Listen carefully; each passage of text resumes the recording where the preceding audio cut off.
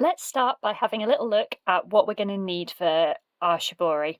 So we're going to need a piece of fabric to work on. It needs to be a natural fibre, so cotton, linen, silk, something like that, because a synthetic fibre won't take the dye as well. Some synthetic fibres will, but natural fibres are definitely better for this. You're going to need some strong thread, so if you've got something like buttonhole thread, that's really good, or I've got an extra thick thread here. Or if you're just using a normal sewing thread, then you might want to double over for this. A needle, suitable for your thread and fabric, a pair of scissors, and most importantly, you're going to need a dye stuff. So this time I thought we'd have a go at coffee. So I literally have a cup of black coffee. I'm using real coffee, and I made it in a cafetiere and have strained it so that there aren't too many bits in it, but that's just to make it easier. What you could do is just throw some coffee grounds in a cup, put hot water on and put the whole thing in. You'll just have to wash the grounds out afterwards. There's no problem with that. So I'm going to just pop this to the side for now, because otherwise I can see that we might have issues, and we'll have a go at making a little shibori sample. So the stitch shibori works by creating a resist. So like we did last month with the flour and water paste, we're going to create a resist, an area where the dye, in this case coffee, can't go. And to do that, what we're going to do is we're going to make small stitches and gather them up very tightly so that the fabric is so tightly bunched the dye can't get in. Now, this works really well with really simple shapes. You can do really, really complex patterns, but obviously that takes a bit of practice and experience. So I would start off with something quite simple. And if you want to, you can draw your shape on first. So I think I'm going to stitch kind of a leaf shape, but I'm going to just do it freeform. But if you want to draw it on first, that's obviously absolutely fine. So make sure you've got a nice big knot in the end of your thread, because you're going to be pulling tightly against this. So if in doubt, add another knot. And you might also want to do a little back stitch at the start. And we're going to just use running stitch because we want it to gather. And we're just using really small running stitches. So in and out, in and out, nice and small and neat. And we're going to keep doing that until we've made the shape that we want. Now, the smaller and more closely the smaller and closer together you make your stitches, try and get my words out in a vague semblance of a sentence, then the better your shibori will work, the better the resist will be. If you have very big stitches, you won't be able to gather as tightly, which means that it won't be able to resist the dye. It won't be able to get into those spaces so well.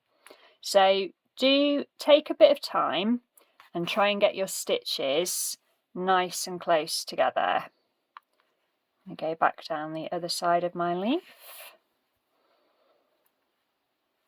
So shapes that work well with this are lines. Is a line a shape? Could be a shape.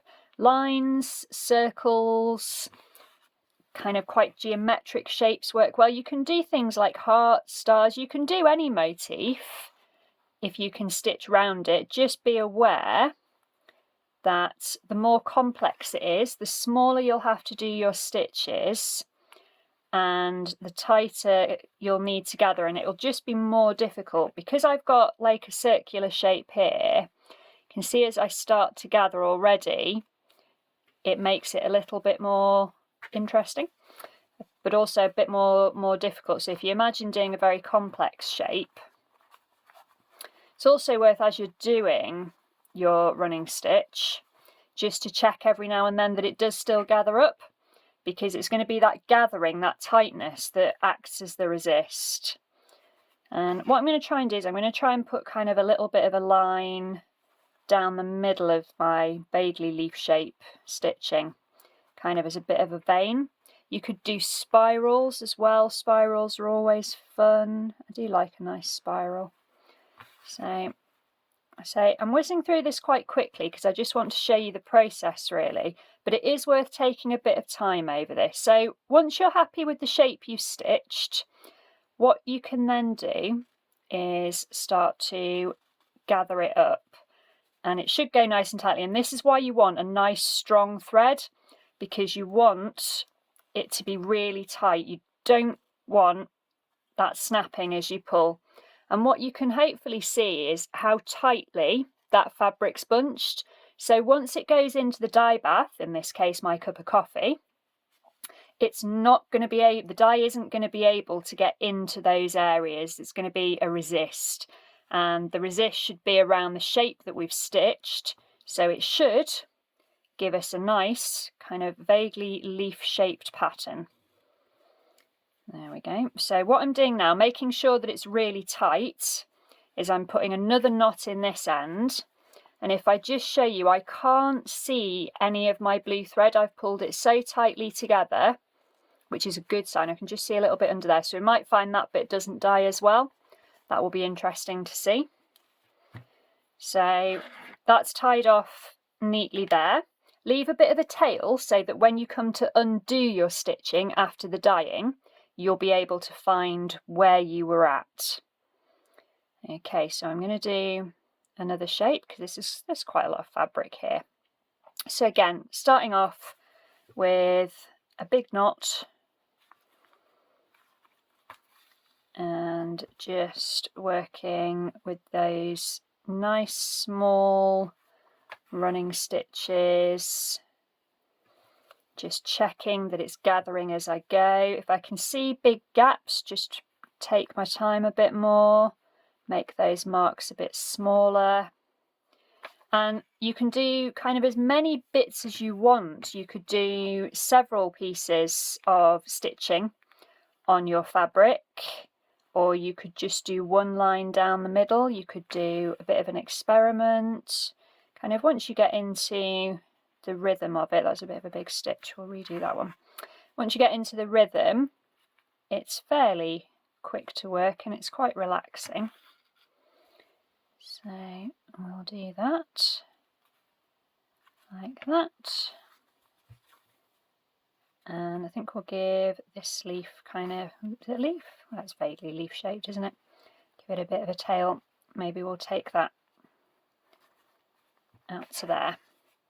And so again, I've got my shape and I'm just going to gather as tightly as I can, making sure, obviously not snapping the thread, but making sure that it's as tight as it will go, that all those stitches are really, really tightly gathered.